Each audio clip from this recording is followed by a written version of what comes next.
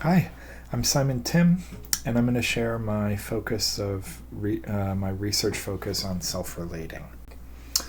A little bit about my positionality. I was born white, male, cisgendered, straight. So a lot of the positionality that aligns with the cultural hegemony, and really, I think the kind of important early piece for me in coming to recognize that and to recognize the, I guess I would say, weakness of that has to do with the fact that I'm also the survivor of childhood trauma, and how that has brought me into an interiority that I think has helped me to problematize my positionality otherwise. I think is an important piece in my positionality is the 16 years I spent as a Hindu monk. I'll never forget the first day I shaved my head and put on saffron robes, walked down the very same streets that I had walked in Los Angeles the day before, and but saw the world respond to me in a tremendously different way. So immediately I experienced what it was like to be othered profoundly. My focus is on what I'm started to call metachange due to my encounter with Paul Watzlawick. He's a brief therapy theorist.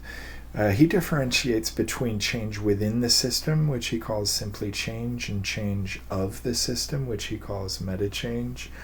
He argues that this solves the problem of homeostasis, or really simply the problem that the more things change, the more they remain the same.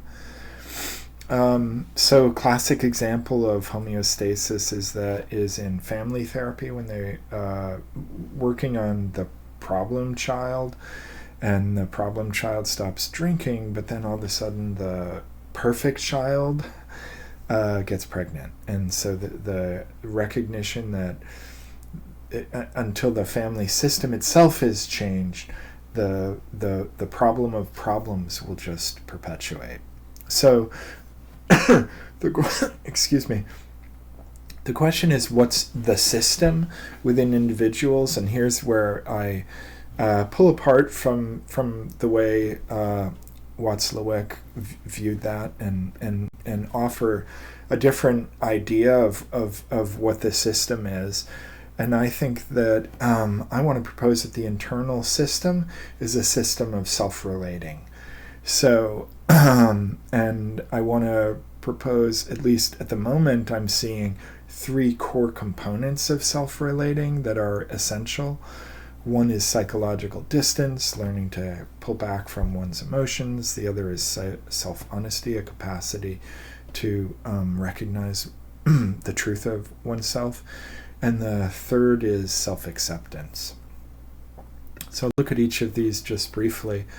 From the historical perspective, I saw William James really embody this, the components of psychological distance, when he differentiates between the part of the self that's the knower, or the I, and the part of the self that's the known, or the me. So I see a lot of resonance with that in the current mindfulness meditation movement, I guess you could say, which focuses on helping people to come to a state of psychological distance through stepping back, becoming the observer.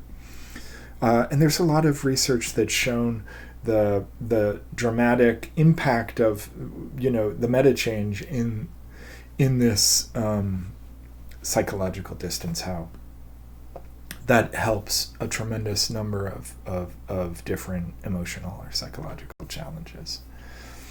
So the next one is self-acceptance. Self-acceptance, I see some preliminary seeds of self-acceptance in Freud, where he had an important part of his work on free association was that you need to set aside the censor in order to free associate.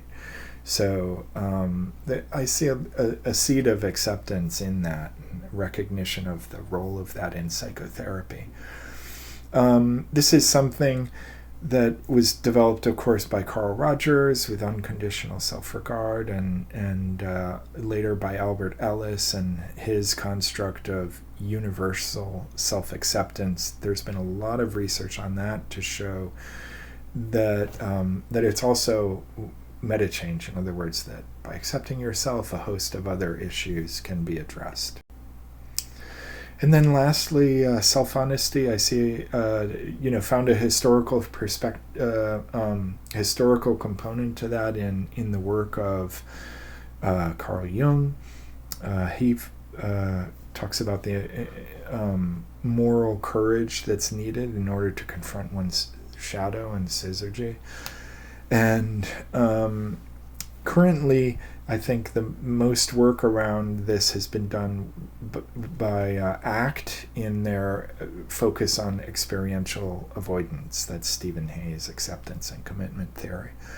And there's a lot of evidence to show that by confronting experiential avoidance, one resolves a host of other issues. Last piece of this that I want to throw in here is the idea of a self-relating dialectic, that this component of self-acceptance and self-confrontation or self-honesty, they grow or shrink with each other. So it's like mutual scaffolding. The more you accept yourself, the more you can be honest with yourself. Thank you very much.